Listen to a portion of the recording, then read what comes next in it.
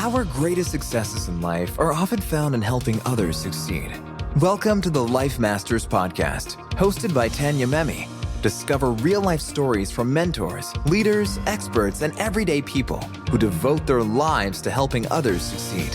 Every episode takes you on a unique journey, an emotional experience, and tells a story never to be forgotten. Tune in to Life Masters with Tanya Memme and start fast-tracking your journey to success today. Hi, everyone, and welcome back to another episode of Life Masters. Today we have on Matthew Emerzian. And Matthew, I met you years ago, before I was really ever on TV. That's right. Struggling actress. Yeah. Doing some hosting things, I think you were doing. Yeah, I was doing a little bit, but it was really before I think I had gotten Sell This House and some of the other bigger shows. Right. And you hired me to work for you, do some red carpet events and things like that for your nonprofit of which you're the founder of, Every Monday Matters. And since then, you've written books, you're an author, you're traveling the world speaking, you've done TED Talks. I mean, you're just, since the day, I remember when you were starting this nonprofit and you were so passionate about it because you had this flourishing job in the music industry. And then you're realizing it just wasn't you. So you quit. Talk about a whole pivot, turnaround, change of life in general. And then you start this nonprofit. You decide to give of your life and live a life of service. So how's that done? Right? I mean, you really are. I just think that what you're doing and everything that you represent is so special. And you guys, you can get his books on Amazon, and we're going to get into that even later. But so right now we're in quarantine. This is Life Masters quarantine series. Nice. It's actually good for your series. You get a lot of people at home. Yeah. I'm in San Francisco standing out by the Golden Gate Bridge. Yes, you are. And the wind is blowing and the tree, and you hear the birds in the trees. Right, totally. And it's also sunset right now. Yeah. I'm in California too. In an hour, I might be up in the mountains. Who knows? You never know. You can change it if you ever so feel inclined. You're welcome. That's right. So, I've wanted you on Life Masters for, a while now. And I just, I want to talk about how this all started for you. I want to talk about and then of course we're going to get into Every Monday Matters and everything that you do now, which is so incredible. But how did this start for you? Because I know that you were really into the music industry. You had a very good job in the music industry. Sure. And then what happened that brought you to starting your first nonprofit? Whew, that's a long story right there. I know. Yeah. So we'll take it in chunks. So I worked in the music industry. I went to graduate school at UCLA, got my master's in business. And then after that, I was looking for, I guess the right job for me. I didn't really know what that was. I don't know that I really felt like business school was the right place for me. But it was going to get me my master's degree. You get started. I remember back in those days, you just want to take something. Yeah, you want to do something. Yeah, exactly. So business is a good place to start because you can do a lot with that. Yeah, and I thought, what, maybe I'll meet some people and I'll learn my way there or something. But what I learned was that I just don't think business school was that creative, and I had this creative side of me that it just wanted to keep coming out. And my best friend was in a band. He was a lead singer of a band, and one night we got together after I graduated from business school, and we were, having some beers and some other things, and he got me primed. And I love this story. He's like, the reason I brought you here is because I want to know if you'll be the manager of my band. And I said yes. And so literally we pulled out a Domino's pizza napkin and we wrote down this contract that, Matthew Emerzian's now the manager of Elephant Ride. And that moment became like the first day in almost a 10-year career for me in the music industry. So it was just an idea. You just felt, why would he choose when you didn't have any experience? So you just saw something in you, trusted you. I think trust was a big part of it for sure. Yeah. And he also saw my passion for their music. The band's no longer together. This was a long time ago, but I truly believe it's one of the best live bands I've ever seen. And I've seen a lot of them. And are they still around? No, they do. They do reunion shows in LA every now and then, but At the time, they were the band of LA. They sold out every venue, crazy following. Wow. And so I loved being a part of it. And so I became a band manager. And I had a hard work ethic. I also played water polo in college, and so I know what it means to get your butt kicked. Yep. And I wanted to bring that to the band because, as you know, in LA, there's so many people that say, I'm a musician, I'm a painter, I'm a actor. And if you ask them, well, how many paintings do you paint a year? They say, oh, like one or two. And it's just like, okay, so if I painted one or two paintings a year, I could call myself a painter as well. Like, that's BS. Let's either get honest with ourselves or stop doing what you're doing here. So I took the mentality to the band. I said, listen, if you're going to say you're a band and you're musicians, then you should be rehearsing, 3-4 days a week. You should be playing shows once a month. Like, let's go. Yeah. And I think that mentality towards it is what they probably enjoyed the most. It was less about my connections in the beginning and more about really getting them going and the engine turned on. But I love that they saw what they needed in you. You saw what you needed in them. And you also had a specific work ethic that you actually had the tools innately to really make a successful career out of this. Yeah. I mean, I think I've had it since I was born, honestly. Yeah. Like my mom tells me all the time, like, if I was a first, I'd be an only, because I was always persistent. I never gave up easily, and to this day, I'm the same way. Even fast forward to COVID-19, like, with all the struggles, everything, I'm not giving up. Right, we're going. So I've always had that in me, and I think I brought that to the band, and they had the talent, and it was a great combination. And then I heard about a gentleman named Robert Kardashian, and so, but this is pre, keeping up with the Kardashians, right? Yes. So I only knew Robert from the O.J. Simpson trial. That was my reference of him. What I didn't know was that he was actually a music man, and he had a very successful music marketing company. And my thought was, if I can meet Robert Kardashian somehow, and we're both Armenian, that was like my only hook, right? If I could use any hook you can. I know. It's like, you got to do what you got to do. Yeah. That my idea was to create like a farm system. So he had contracts with all the record labels, and I had access to the bands, on the streets who were looking for deals. If I could bring him bands that he liked as well, and then he can help me shop them to labels, we could just create like this development, machine, if you will.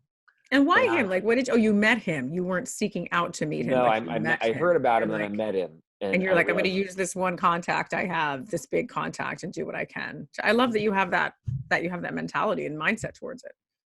Yeah. I mean, I wanted it to be good for him too. Right. Yeah. But at the time, artist development was kind of on the decline. You weren't seeing A&R guys go to clubs and find bands anymore. It was getting harder and harder for bands to get discovered.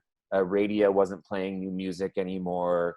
Napster was coming. So there was a big change in music going on, right? So I felt like you had to be loud, and you had to, be that squeaky wheel and get in there, or else, to be a new artist, you're never going to have a fighting chance. And that was obviously very stressful on you, and you're new at this. And sure, yeah, sure. But I was having fun. I mean, I loved it, and I remember the day I went to Robert's office, and I had 3 CDs with me, and those were those silver things that you said music on. Yes, I know what those are. Yeah, now they're nice coasters. Yeah, exactly. Yeah, and unfortunately, he didn't love any of the music I brought him, but he did like me, and he offered me a job that day as his vice president, and then I became senior vice president of his music marketing company. And I mean, that's a pretty big job. You have one band that you've been working with. And how many years did you build the following for that band? How many years did that take? We were together for 5 years. It was long, but not that long, but it was enough to show somebody of that stature, your next job moving forward. I mean, the senior vice president of marketing. And I mean, that's amazing. Well, yeah. And you're also dealing with a completely new world. So now you go from the Sunset Strip, and now you're dealing with bands like U2 and Usher. and That's cold wow. play. What was that like? I mean, all of a sudden you're like, here's this job, and just so did you leave the band? Were they okay with that? No, Like, I kept working with the band. I oh, thought my work perfect. You there, brought them in, maybe. my work there can Okay. only help them, is what I thought. Nice. Of And so, course. So they were and excited. they're my best friends, and I love them, and I would never, leave them. So, but then that world was crazy. I mean, for starters, and I say this very lovingly because I truly do love them. Kim and Chloe and Courtney, they all ran the front office.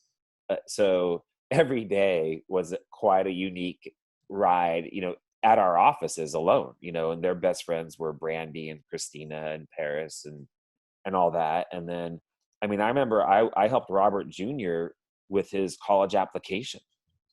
Like, this is how far back that goes before he went to Wow. USC. And then we work all day, and then at night you're doing that thing. Yeah. You know it. It's dinners The and Hollywood parties, scene. Yeah. after parties, after parties, and It's a you know, lot. it's a It's a lot. lot. Yeah. And even the best of us, it can chip away at what you value. How do Yes. you define success? And it's a matter of being seen and being known and having nice things, and it's Lots of just dangling carrots, lots and of dangling carrots. It's just that it's HBO tough. show Entourage. It's just it's It so is like true. that. Yeah. Yeah. I remember going through the same thing where it's like, and it's so incredible because when it's all taken away from you, which I also had that happen, Mm, um, you want it back so bad just to know yeah. it's there. But going through it, it's tough. It's tough to you feel like you're keeping up with the Joneses, but you're keeping up with Hollywood, and Yeah. it's you're constantly battling, who am I and who am I through all of this. And you go to red carpets, you're always trying to like prove something because you need Yeah. to, and I don't know, it's a whole thing. Yeah. And you almost like start living outside of your own body, right? Yeah. It's nothing about what you align with, who you are as a person. It's all about what other people will think and see you as.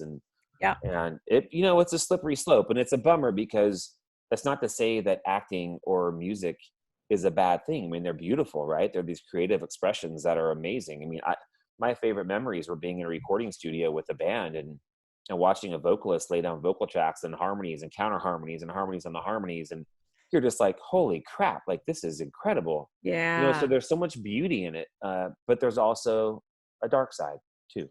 Yeah. And it can get the best of us, for sure. So then what was that like for you, where, I mean, what would you say was your biggest struggles? I know eventually you ended up leaving, and then to start a nonprofit, that is a humongous jump. Yeah, And well, it's funny. Clearly, the I didn't have the strength or the fortitude or the creativity to figure it out myself. So I was delivered a really lovely panic attack that turned into mm, chronic anxiety disorder and depression. So on a Monday morning, hence the name Every Monday Matters, I woke up to this health scare. And my health scare, being a really bad panic attack, didn't go away in 3 days like the doctor thought it would. It turned into, chronic mental illness. And so I went through a you long mean like time. chronic mental illness, like as in depression Mhm. is a chronic mental illness because it's more brought on mentally, or as opposed to the outside influences? Like, I don't Mm, know. I'm just, no, chronic more as, so like something like, is it like a panic attack might be like an acute thing, like this happens and it hits you, and I think people suffer those things, kind of off and on. yeah. But they're just kind of these moments in time, and they kind of come and they go. For me, little did in hindsight, I realized I had already had a couple of those panic attacks. I just didn't really know what they were, so I just kind of shrugged them off. Um, Chronic being, now this thing is with me all day, all night, in the middle of the night. I cannot shake it. I'm anxious 24/7. I'm depressed 24/7. Like, my life looks nothing like it used to look Oh like. my God. You And know, that is just because how do you think somebody gets there? Just from living a life they don't want to be living, from outside influences, inside? Is it a mixture? I think it's a mixture of a lot of things. Yeah. For me, I think a couple things. Like, number one, I always had a story, I think, of how my life Yeah. was supposed to go. Yeah. Yeah. And I realized that it wasn't going at all like that. Although it was still on paper, it was still a good life, right? There were things about it that weren't right. I think I had major control issues. Like I wanted to build this empire. I wanted Virgil to be the next U2. I wanted it to be known as the greatest band manager since Paul McGuinness, who's U2's manager. Like I had these really big ideas for how I thought my life was supposed to look and go. I had some stuff I felt I had to prove myself to some people. Not that they asked me to prove it to them, but I just wanted to prove that like I could leave this route of go to college, go to business school, go to corporate America, instead of taking that path like a lot of my friends in business school did. I can come over here, go into music, manage a band, and build this other career and be just as successful. So I had a lot of things going on. Where do you think that comes from, Matthew? Like, I mean, I went through the kind of similar things growing up, but where do you think it comes from? Do you think it's more from your upbringing? Do you think it's just sort of, who you are? Or is it something that you deeply were trying to prove to someone else? I mean, I think it's different for everyone, but where is it for you? Yeah, I think it's a combination of things. I mean, I think part of it is just our wiring, and we are who we are, and that's perfect, right? And then part of it is societal pressures. Part of it is things that we've learned. Part of it is what we let influence us, our exposure to certain things, and because I think one of the most important parts about it, at least I realize, is that I had to take responsibility for where I was. I mean, I was literally suicidal on some days, right? Like I thought about getting in my car and yanking the wheel. So I couldn't just dismiss it to something else. It wasn't like the music industry was bad. It was that myself in it wasn't working. And that was up to me to figure out what part of me was not working.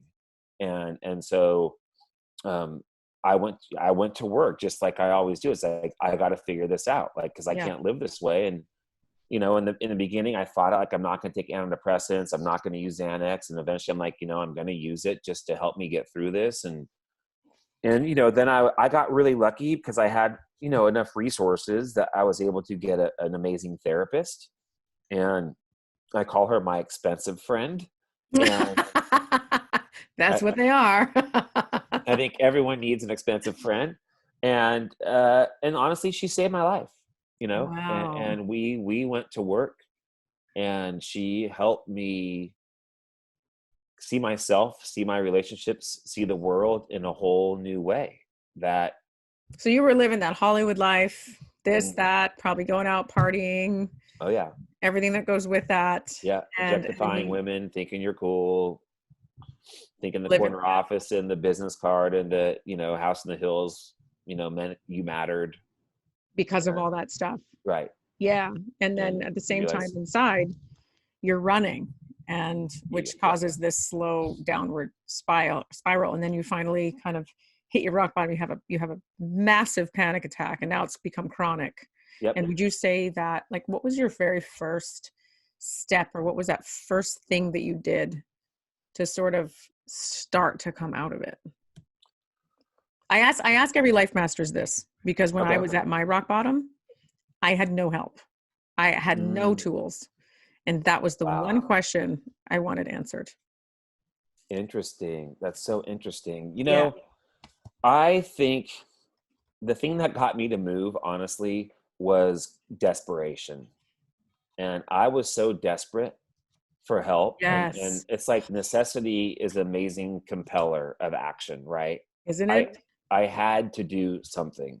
And so I, in some ways, I think it was just this surrender. Like, I think for the first time in my life, I just surrendered and I said, I'm sick and I'm not well and I need help. And so whether that help came in the form of my mom and dad, it gives me goosebumps even saying that. My mom and dad coming down and helping me get through my day, whether that help meant going to see a therapist, whether the help was getting on antidepressants, whatever the help was, like, I just had to say, my program didn't work. And so I need to listen to other people who can master me, right? And who know what they're talking about. And the pieces just seemed to fit over time. But I will tell you, it wasn't easy. It takes a ton of work. Yes. And time. people and time, but it's so worth it. And that's the part I never could have said back in that time, like one day I'll be running a nonprofit organization. We'll have millions of kids doing our school curriculum. I'll be helping companies. I've written 3 books. I've done TED Talks. And all of this is going to come from this moment in time of complete brokenness that one day down the road, that's what my life's going to look like. It just, there was no way I could have imagined that. And the only way it happened was just this methodical step-by-step process of, I say, putting in the work. Yeah. And it's interesting too, because man, when you go through something like that, it's what I find so fascinating is that how it's very similar with a lot of the people that I'm interviewing. The first thing is realizing you have a problem and then being still with that problem, not doing, because when you try to make big decisions in that moment, they're never going to be the right decision. They're never going to be a decision that works. Even having tough conversations with certain people, or, it's filled with misunderstandings. And that's the time when you kind of just need to be still. Yeah. And it's hard to be still, and It it's hard. is. We want to, I wanted to be healed so fast. And like, I tell my therapist, like, no, I'm coming back tomorrow. Because that's who we are. We work. Right? Yeah. We And she's like, achieve. Yeah. And she's like, no, let's just sit with what we talked about today. And then I'll see you again next week. And that was hard, right? Because it meant I had to sit in it for a lot more days. But ultimately, I don't know. I mean, ultimately it's what I had to do. And one of the things my therapist said to me, though, so my therapy looked like this. In the beginning, it was, okay, stop the bleeding, right? The water is crashing on board the ship. We are in crisis. We got to slow this thing down. And so there's a lot of internal work that had to go on. And then I guess the second phase was, okay, now let's start to look at our world around us more, like our relationships, our work, like how are things working for you? How are things life-giving, life-taking, these sorts of things. And after that, the relational level, then there was this, and you're a part of something much, much bigger than yourself. And she gave me the motto to live my life. She said, one day when you live your life and you understand that it's not about you, you'll truly feel better. And that it's not about you thing. Once I got to that place where I had to cut out friends. And when I say work, this is what I mean, right? Oh, totally. Yeah. It's hard choices you have to make. But if you're committed to healing and you trust those who are leading you, you had to make the calls, right? And but once I got to the idea that it wasn't about me, is really where my mind just started going like, oh my God, like we're so powerful and we're so connected, and I'm not alone. I'm connected to That's all the of other this. thing, is realizing you're not alone when you're down in these. That's right. Because you feel so alone. Like I felt so alone. Like you, there were days I didn't even want to live anymore. And right. And you just feel cut off from everything. Yeah. And yeah. So anyways, but yeah, so you are not alone. And when did you realize, and how did you realize that you weren't alone? Because going from feeling so alone to actually having that click. Yeah. It's funny because when you're going through anxiety and depression, like if you're at your rock bottom, like what you experienced, and you feel all alone, and someone says, "Oh, but Matt, it's not about you." You're like, "Well, then what the bleep what is it about?" Yeah. Right? Yes. I'm here. I'm paying you. Why is it not about me? Right? Which is so part of what gets us there in the first place. Totally. And so for me to learn this, every Saturday I had to go out and do something that wasn't about me. So I'd go pick up litter for like 3 hours in LA. I would go feed homeless people. I would read to elderly, paint over graffiti. And so every Saturday I had this thing that I would do. And at first you go out there and just get a paintbrush and start painting over graffiti. Yeah. I mean, on public or city property. On Wilshire Boulevard. You can just get a bucket of gray I don't know paint. if you could. I did. No, I didn't even know that was okay or legal. If you can get arrested. I mean, that's a beautiful thing to do. It might be illegal. I honestly don't know. You just did it. I just did it. Did anybody ever tell you not to stop? No. People actually said, that's so cool you're doing that. Wow. Yeah. What So a great lesson to teach your kids too. that's Honestly. that's what I started doing. And the funny part is like picking up litter kind of became my jam. I just, for some reason, I really enjoyed being out, in the city. It was quiet. Everyone was still hungover and in bed. And I knew the Meals on Wheels people, the dog walkers, the Starbucks folks. And it was just this very zen, peaceful time for me to walk the streets of LA and pick up trash. And it's So the you weird. met new friends, you Yeah. met new people, you met new business owners because they're just opening up their business. I mean, it's so funny how you decide to do one thing. Yeah. Picking up garbage is something that so many people feel like they're above. I think it's amazing. And look Yeah. at the world that this has opened for you. And did you ever run into I've never anybody thought from about your, it. I've never thought about it that way, but honestly, I started to build a new community, yeah, yeah, and yeah. this community was sweet, and it celebrated the right stuff, right? And then people started joining me, and they'd go pick up trash with me. And then No I way. I made love this. T-shirts, and the street team Every T-shirts. Monday Matters? Is that how the whole thing? No, No. Okay. What Every did your Monday Matters t-shirt hadn't say? happened yet. This was before the first book. Oh This my was like gosh. 12 years Okay. ago. And this just said street team on it, and they were red and white, and we would go out there with our garbage So you're not trying to bag. promote anything. You're like street team. No, There's no intentions no. except to just be of service. Yeah, just go pick up litter. I love this. Yeah. Wow. And so what happened then is I was picking up litter one time, and some friends called me and said, "Hey, there's a Hollywood pool party up in the hills," and it was a Saturday morning because that's when I was doing my little thing, and they said, we'll come pick you up, and we'll go up there." And I remember saying, "You know what, guys, I'm out picking up trash right now, and I'm totally happy. So go have a good time." And I hung up the phone, and it was that moment where first of all, I was like, oh crap, no one knew I was doing this, in my work world, because I had a reputation, right, to protect. No one knew I was doing this secret trash picker up or thingy.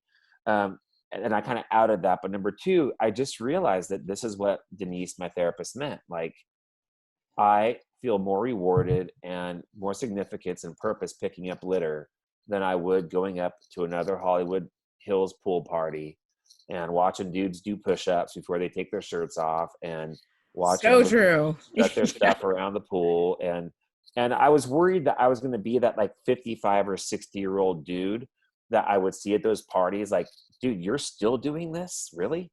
And it was like, this is what she meant. And so that is also the moment where I decided to write a book. I'm like, I'm going to write a book that helps all of us understand that we're trying to find purpose in all the wrong places. And that became the first Every Monday Matters book 12 years ago. I remember that book.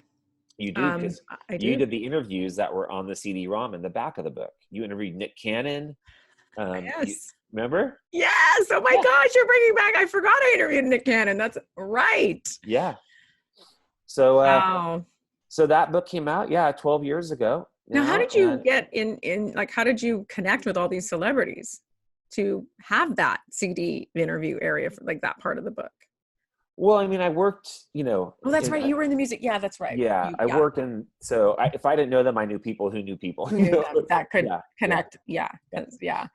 Wow. So, so this all sort of, I love when you think about it, Matthew, I don't know, but when you think about it, this all came about because you were in rock bottom and you decided to pick up garbage. Yeah. I mean, how, I mean, that's it's amazing crazy for me. It's crazy. Yeah. And giving of service at a time when you just have no inclination at all that you're even capable of getting out of bed. Yeah. It's a pretty big deal. And I love that you went and you made t-shirts with not trying to promote some new garbage picking up business or whatever. No, you're just like the garbage picking up team on the t-shirts. Whoever wants to join. Yeah. And I just love that you come from a genuine place of just no expectations. You don't expect anything in return. You're just doing this because it's really who you are. And so tell me, I remember when when I started doing those red carpets for you and the book was going, and I remember the struggles because this didn't take off, just like that either. This is a nonprofit. Here you are asking people for money. And during those times, that was like, what year was that? Like around the crash, wasn't it? Yeah. Oh yeah. We've survived the crash. we're going to survive a virus. You know, it's been like, We're yeah. like, whatever, just throw it our way. So here's the great part of Every Monday Matters is that, that first book that I wrote with my friend Kelly, a month after it came out, I received an email from a gal in Palm Springs, and she said that because of the book, she saved someone from committing suicide. And when I got this email, I never imagined this book would save a life, that first book. Wow. And I said, I don't know what this is supposed to be, but I just have to follow it. And that's the day that I walked away from the music industry. So that's the day that I quit and I never went back. I was actually fired, which was even more poetic. Um, and so I was going to figure out how to make this thing a household name. And so I started a MySpace page, which is kind of sad and funny. I remember those days. Yeah. Yeah. And slowly this thing kind of started building. And before I knew it, I was hearing from all these teachers from across the country about the book saying, do you have lesson plans, like curriculum, so we can teach these concepts to our youth? And I'm like, no, but maybe we could try to figure out how to make some. And so I brought together a team of educators, and we ended up designing a school curriculum that in 3 years we sold into 42 states. And Unbelievable. then companies started asking for corporate culture work and engagement work. So I started doing that. And then Forrest Whitaker bought my book, unbeknownst to me. Love And him. I know I love Forrest Whitaker. Yeah. He gave it to Oprah He's Winfrey. big into giving back. I know. Yeah, he's amazing. He's such a Amazing. beautiful soul. And so all these things just kind of started happening. There was no plan. I didn't put on my MBA hat and have a business plan. It's been tail wagging the dog the whole time. I love It truly has. And I've just followed it where I felt like it was meant to go. And then it was the time when I was asked to speak to a group of convicted felons who they were using my book as part of a program. And I told them how much they mattered when they were in handcuffs, ankle chains, waist chains, everything. And I went to see them in person. What was And I that told them like? how much. Like, what was that? So you walk in, I mean, this is the first time you're Oh, really, I mean, yeah. it's intense. Very intense. A judge contacted me and told me that she was using the book with her program and asked if I'd come speak to these inmates. Unbelievable. So I said yes. Again, imagine me like, it's like I felt like Forrest Gump, right? It's like I'm just like showing up where these things are popping up and trying to deliver something. And so I walked into a room, and it was a room full of men and women in prison jumpsuits, ankle chains, waist chains, handcuffs, the whole 9 yards. And she's like, okay, everyone, here's Matt. He wrote the book. So Matt, why don't you go ahead and share? And I was like, I have no idea what to even say right now. It's so funny because they're looking at you like you've done this a million times, that you're this like professional speaker, you're this professional presenter. Meanwhile, you're like, I'm just building my business. And I had no idea a week ago that you were even putting this in your curriculum, and it's all exploding. And so what happened? I mean, I spent my whole career like supporting and promoting people on stage. Yes. And now for the first time, I'm the one that has to be on stage.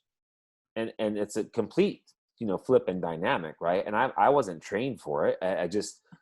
What I learned was that if I just go share my authentic, true story, that's the best I can do. And so that's what I committed to doing. And so I told them how much they mattered. And at the end of it, one of the convicts stood up and he said, listen, bro, no one's ever told me that I matter before. And that's why I ended up where I am today. And he started bawling. And he was a huge guy. He was like 6'6", 300-pound guy. And didn't you have like a bracelet that you gave them? I gave them. Yeah, we have our bracelets that say "You Matter" on them, and they so, had that on. And they're just, that must have meant the world. It was just such a big moment to me, and this man made me realize that I was still doing Every Monday Matters the wrong way, because what happened was I was starting to see it as a business. And I was losing touch with maybe the mission of the work to then like almost like build this thing to one day sell to Hallmark or something. I don't know where my head was going with it. And the other thing too was that, like in that first book, my favorite Monday, the first book has 52 Mondays that you can do throughout the year, kind of like my weekly plan I was doing on Saturdays. Same thing for you to do on Mondays. One of the Mondays was don't flick your butt. And in researching that day, I learned that we smoke 300 billion cigarettes a year in America. Mm-hmm. And of those 300 billion cigarettes, we litter 100 billion of them. So every year, if you take 100 billion cigarette butts and put them end to end, they go from LA to New York, 337 round trips a year. Oh my gosh. Wow. Have you picked up like bags of cigarette butts? Oh God, That's like, they're everywhere. It's by far the number one littered item in the world. And oh so wow. my vision was, what if between the corporate programs, the social media, education, we can prove as a company that we've reduced that number from 100 billion to 90 billion to 80 billion. That was my vision. What this convicted felon taught me was that I had the wrong focus. That don't focus on the result, focus on what's causing the result. And what's causing the result are people who don't understand that they matter. And so they go out in the world and they act in a way that reflects that. And it's that same, my one vote won't matter. What's one cigarette butt? It doesn't matter. Well, it does matter because it's 100 billion people saying that their butt didn't matter. Yeah. And look what it creates for us, right? And so your butt matters in your so butt many different matters, ways. yeah. Your butt matters, okay? Yeah. And he's also the reason that I don't know if you know this, but because of him, I converted Every Monday Matters to a nonprofit organization.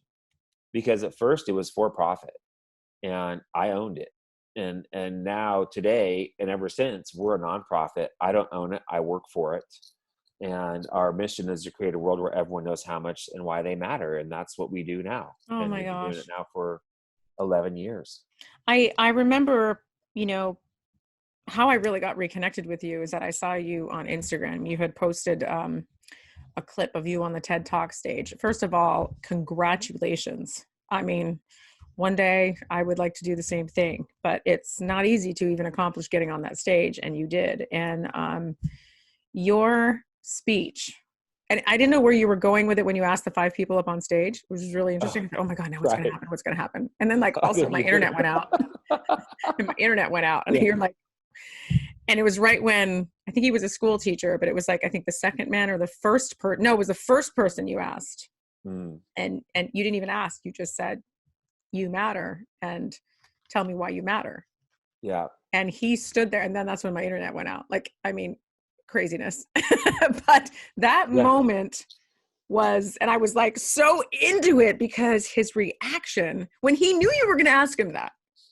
But it's very different when the question is posed and you're in that moment. I mean, it's very powerful. Well, what was that moment like for you? I mean, first thing, those people didn't know I was calling them on stage. Like they were not in the audience. They didn't know that. Yeah. And you're not supposed to bring anyone on stage during a TED Talk. So you just did that. And I don't care. It's not about me. I want to share this stage. Oh my God, I love this.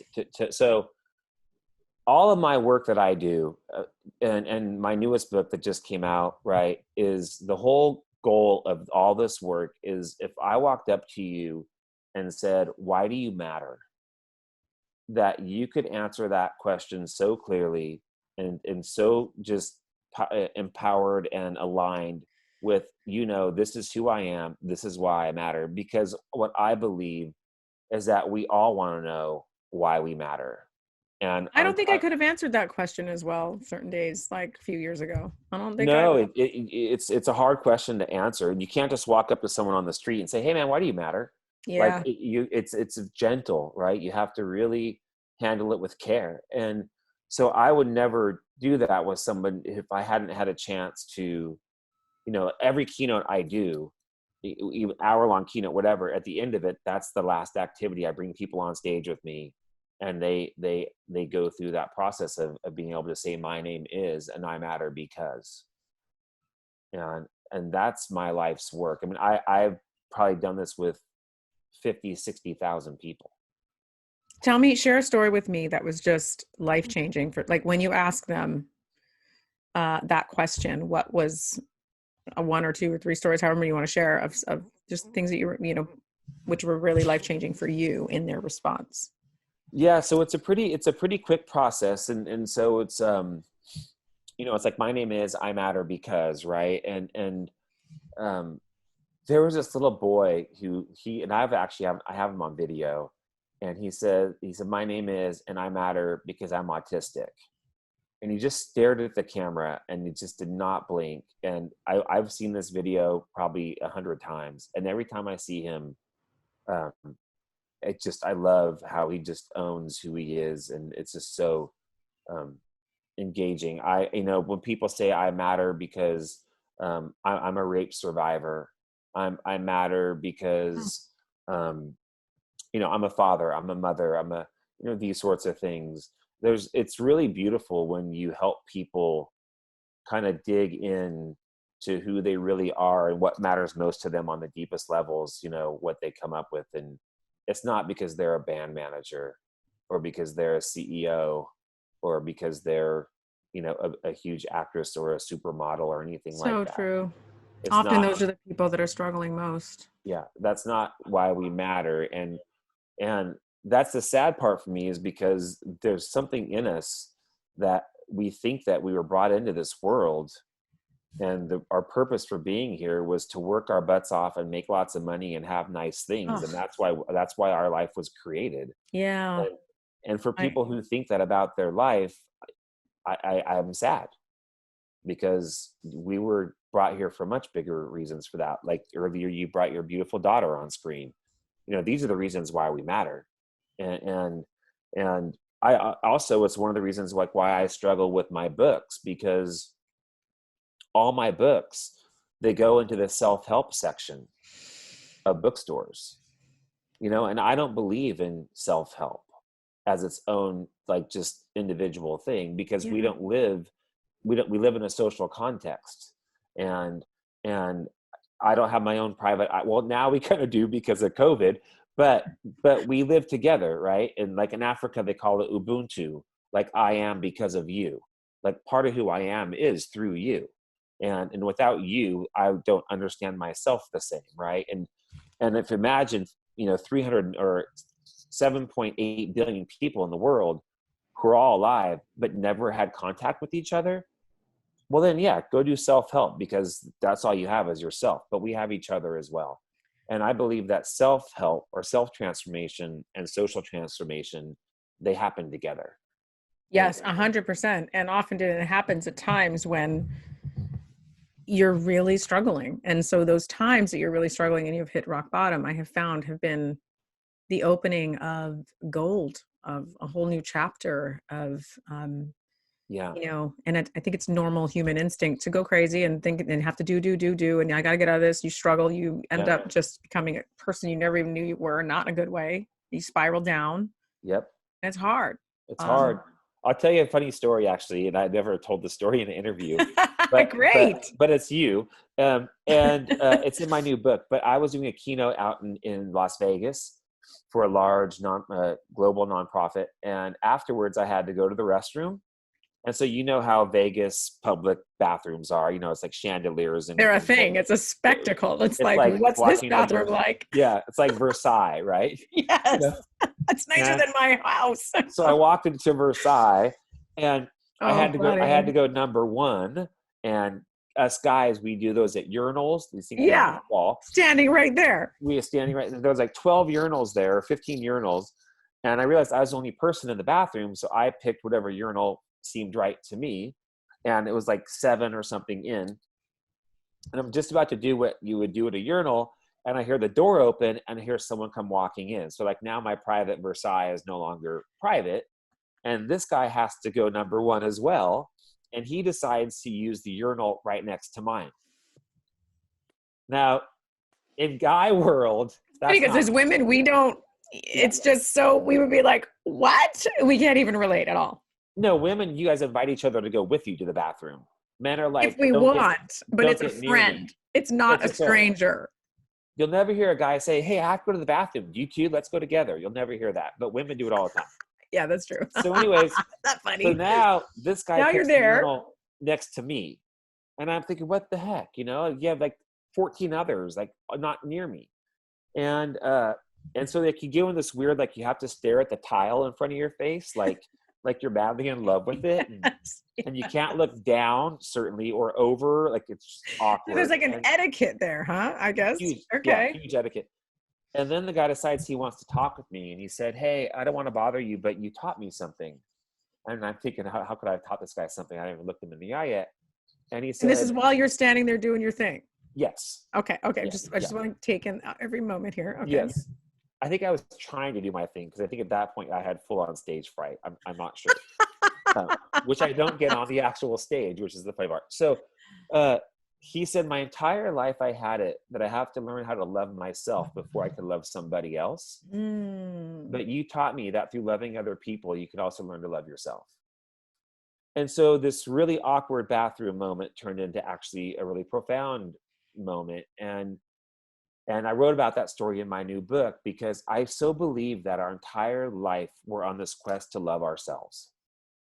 And we have these holes and these wounds that we've gained along the way. We had our heart broken. We've hit roadblocks and speed bumps and potholes, and we slowly bubble ourselves off to like, it's safe here, and I just want to feel better. And so I'm just going to spend my life just trying on self improvement.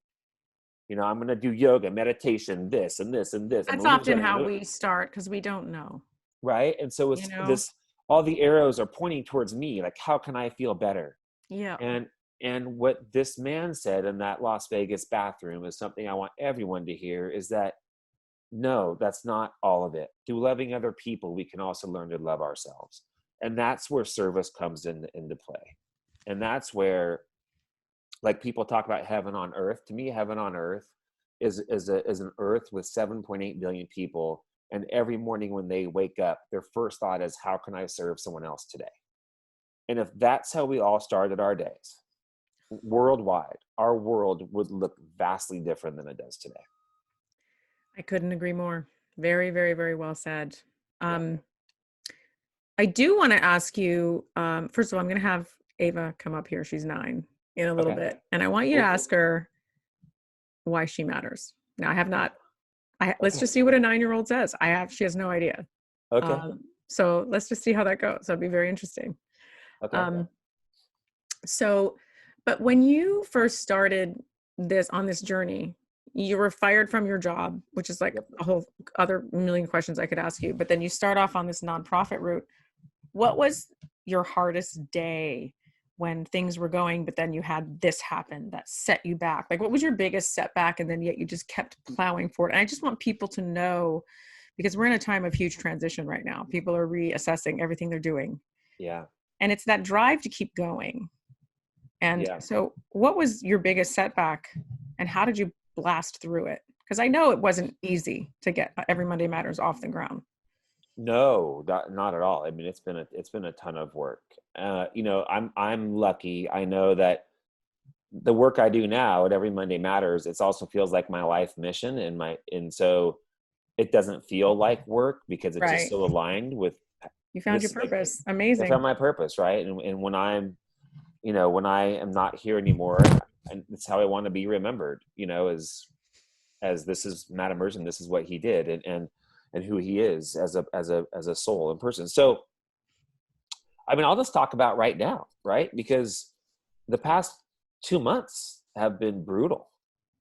I mean, it's funny because I was watching the world around me kind of start to change and crumble because of COVID-19. And you're hearing these stories of businesses and things that are changing. And for some reason in my mind, I'm like, oh, this isn't going to impact us. We'll be fine. Until in a 1 week period of time, like literally, $250,000 got pushed out indefinitely. I had appearances booked on the Today Show and a couple of other shows because of my new book. And this is a big deal for you. Like, huge deal. You're in this moment where your new book is being launched. It is on the rise. You are on the rise. Your company's on the rise. And I'm going to be interviewed by Hoda and Jenna Bush. Oh my gosh. And in New York, and that gets canceled. All of a sudden, all of our teachers and our students who we reach across the country are now, the school shut down. So now they're all at home. And I'm sitting there going, okay, we just lost $250,000. Oh man. I probably have to do some cutbacks. At the same time, we have a constituency that we need to serve in terms of students and teachers and now parents who are having to figure out distance learning with their youth. So we have to pivot our entire program. And so it's been rough, you But know. it seems like you just kind of just figured it out in a way. I mean, it's been like, what was sort of the, the list of events that happened? So you've everything's kind of being taken away and you're just like, wow, what am I going to, you could have sat in that. I could have thrown in the towel. Yeah, I could have sat in that for sure. And I think it's a great question. One thing about me is, besides, I guess, being willing to work hard, is I'm also super coachable, and I seek that out. And so there were some webinars that I saw, like some Zoom webinars, and like, there was this guy, a venture capitalist up in Palo Alto, who was doing a Zoom webinar for nonprofit leaders on how to manage this time. What's his name, just so others can kind of check him out? Do you remember? It's okay if you don't. It's fine. Kurt Kylehacker. Okay. Kurt Kylehacker. And I went on this thing, and Kurt, he dished it out. And he was like, you either need to step up and you need to create a plan, or maybe like 10 plans, from aggressive to, kind of minor pivot. You got to look at your budgets. You got to create financial forecasting. Imagine this thing's not going to be gone for the rest of the year. And you got to go to work, and you have to have honest conversations right away. Get ahead of this thing. If you have to let somebody go, do it now, because at least there's job opportunities they can still go get. And that message from him gave me the courage to be like, you know what? This is going to be so hard for me. But if I do it, and I do it with love and grace, and I also share with the team that I'm going to take a hit personally too. I'm going to take a pay cut, and if we all do a little bit of a pay cut together, that for the next 6 months, that we'll come through this thing okay. So it was that coaching. Did you have to let some people go too, and then? I haven't had to let anyone go. Oh wow! Okay, no, good. We all took a cut back, and then we had to serve the need. So it's like, okay, now let's team. I know you got cutbacks, but now you're gonna be working even harder. But they believed in me, and what they said was so just special. Like, we know your heart, Matt. We know if you could do more, you would. And we know as soon as you can, you're going to get us, all going again. And, yep. And so it was a really heartwarming thing for me to know that my team really believes in our mission. They believed in you and your mission. And and I do find that a lot too. Like, I know some people that had to let some people go or take a huge cutback. People are understanding of it. Yeah. And, it's not your fault. Yeah. People say, Matt, when a tornado goes through town, like, people want to know how they can help. And I'm like, yeah, except if the tornado hits every single house in the town, right? This is impacting everybody. Like, there's nobody who's not impacted by it. And so people were super understanding. And so then what was the next step? So everybody takes a pay cut. You all decide. Did you brainstorm? Like, what was the next step from that? Well, we had to design the new education program. So we ended up launching 3 weeks ago a brand new portal on our website. It's completely free. So now on everymondaymatters.org, at the menu it says home resources, home education resources, and there's things for educators, teachers, there's things for moms and dads and families, and there's also live classes. So now we teach live classes 3 days a week. And so we had to meet that need, and the team just rallied. It was so amazing to watch them work, and we did it. And what's interesting too is that when you show up, right, you never know what might happen. And now all of a sudden people are wanting to do contracts with us for Zoom trainings. So now, like, literally with your curriculum, like Zoom trainings, like on the curriculum or just on life. Like, so I wrote a training called Finding Normal in a New Normal. And it's just helping people process emotionally what we're going through, what people are feeling, why we feel this way. And so people can join in. They can go to your website and sign up for these Zoom trainings is what you mean. Yes, exactly. So like last Thursday, I did one for 992 people. Oh my gosh, that's incredible. Wow. You guys definitely check this out. Especially imagine, it's great. Imagine having 992 people in Zoom and saying, ask the question, raise your hand. And all of a sudden my whole screen went black with raised hands on the Zoom thing, and it was nuts. But so now we're seeing new opportunities for impact, and it's really, really interesting from companies. I just had a great call today with Zoom, the company, and Oh they my want me goodness. to come in and do some work there and lead some workshops and things as well, and about these very topics of, who we are as Every Monday Matters, because right now people are struggling with Yep. purpose and why do I matter? Like part of my identity used to be the job I had. Well, I don't have that job anymore. So now what do I do? Who am I? And I'm struggling. And, so all those things Oh, that, well, I mean, intensely. Yeah. I mean, if mental health wasn't a big enough issue before, it's even much bigger now. And we want to be there to serve and help people process. I love this. My daughter's going to come up in a few seconds, and she doesn't know what we're going to do. So we're going to see. I want to kind of, you just catch her off guard and see. This is an example of what you do. Well, it is and it isn't, because I don't catch people off guard like this. But you don't? Okay, I thought you did. No. But I'll kind of.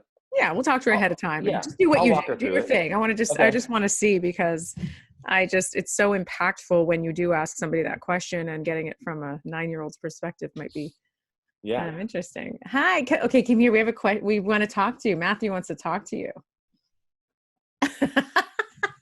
Okay, this is Ava. Ava. Over here. Hi. Say hi, Matthew. Hi, Matthew. And Matthew wrote a book called Every Monday Matters. You have two or three books out now. Yeah. Okay, so Matthew wants to talk to you. Hey, so Ava, your mom put me up to this, okay? But I was with these two young boys, and they were from Africa, and they were here in America. They were singers in a choir, and they stayed with me for a week. And I asked them one day, I said, "Why do you matter?" Because my message to people in their life is that you matter, because you're special, you're awesome, and you have these things about you that make you unique, and there's only one of you. And so one of the boys said, "My name is Joseph, and I matter because I love to dance. And when I dance, it makes people happy and they smile." And it's so true. Like, for the whole week, he danced, and I laughed and smiled. And then his brother said, "My name is Edwin, and I matter because one day I'm going to change my country," is what he said. And so I was so inspired by them that I started thinking, well, why do I matter? And so now if someone asks me, "Matt, why do you matter?" I say, I matter because I help other people know how much they matter. And so the question is, why do you matter? So if someone were to ask you, Ava, why do you matter? You would say, "My name is Ava, and I matter because," and you would fill in that blank. But before you go, your mom's going to do it. Oh, okay. So he did catch me up. I deserve that. I so deserve it. Okay. So my name's Tanya, and I matter because I realize that I am put on this planet to help people in general.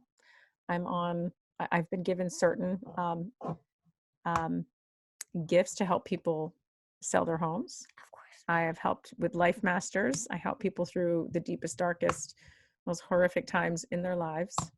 And I realized that, I think that I matter because I can give the gift of seeing things through different perspective to help see the glass half full instead of half empty in a world that has a lot of pain in it. I love it. Yeah. Wow. Okay, Ava, why do you matter? I matter because I make people laugh. I'm very funny. You are. And I'm kind. Yes, you are. Good job. That's amazing. Yay. And you do make people laugh, and you're very kind. That's true. Huh? Yes, you can tell Matthew that this is embarrassing, but that's not what we were really talking about. But Okay. I once scared her to death when she was brushing her teeth, and I scared her to death, and then she peed in her pants, and it was so funny. There was pee going down her oh, thanks. everywhere. Well, there you go. Well, I'm then, sure everybody you are listening to that this funny. is now laughing. That's a master class right there. So Ava and I, moving on, Ava and I are going to sign up for your class. And you said that you have them recorded too, right? So they're Yes. live at 12:30 every day. Yeah, so our live school classes are Monday, Wednesday, Friday. Okay. Grades 3 to 5 are from 12:30 to 1. 12:30 to 1. And grades 6 to 8 are from 1:30 to 2. And then we record all of them, so you can go on there and they're all recorded, and you can click on them on our website. Okay, because she's Awesome. doing her online. See how she has to wear her uniform every day too. Oh, you still wear Look a what uniform she's at wearing home? underneath. Pajamas. Pajamas. Because you can't see them. Exactly. Yeah. So, but she finishes around 2:30, and then we'll maybe we'll have to do the recorded version during the week, and that'll be super fun. But I just want to thank you, Matthew, for sharing everything. I could talk to you for so long, ask you so many more questions, and maybe we'll have to have part 2. Okay, well, thank you for having me. And Ava, it's a pleasure meeting you. Pleasure meeting you. You matter, young lady. You too. Thank you. All right. Well, thanks, Matthew. And maybe Thank once you. we start taking your classes, we'll have another Life Masters, and we can talk to you about that and your curriculum. That'd be amazing. Yeah, Thank see you how so it affects much. kids. You're welcome. Yeah. Until next time, keep going, moving forward. And it's amazing how you have turned something that you really didn't know where the future of your nonprofit was going to go, and all the gifts that you see now that are being given. Yeah, it's on the other end. But just it's not about you. Let go. That's the whole irony of the whole thing. This whole thing is you matter, but it's not about you. Yeah. And that's Yep. the irony of And it all. just summing it all up, the gentleman that you met in the stall that day, he chose to stand beside you. I know, to have that conversation, which was amazing. That conversation. So if that ever happens to anybody out there, I don't know. Maybe they want. Maybe you just don't know. Keep an open mind. Those Vegas bathrooms, Yeah. All right. Thanks, Matthew, and we'll talk soon. Oh, and get my new book. It's called You Matter: Learning to Love Who You Really Are. So we can get that on Amazon, right? Yeah. Okay. Yep. And if we want to learn more about you, everymondaymatters.com. Yep. Okay. Anything else that we can to learn more or discover more? No. That get involved, because you also get people involved. Yeah. Donate millions. Yeah, exactly. Thanks again. Yes. Stay safe. You have just listened to another inspiring episode of Life Masters with Tanya Memme. To access the show notes for this episode or to listen to more shows, simply visit www.tanyamemme.com. Master your own life and be inspired to help others to succeed. Join us again next time here on Life Masters.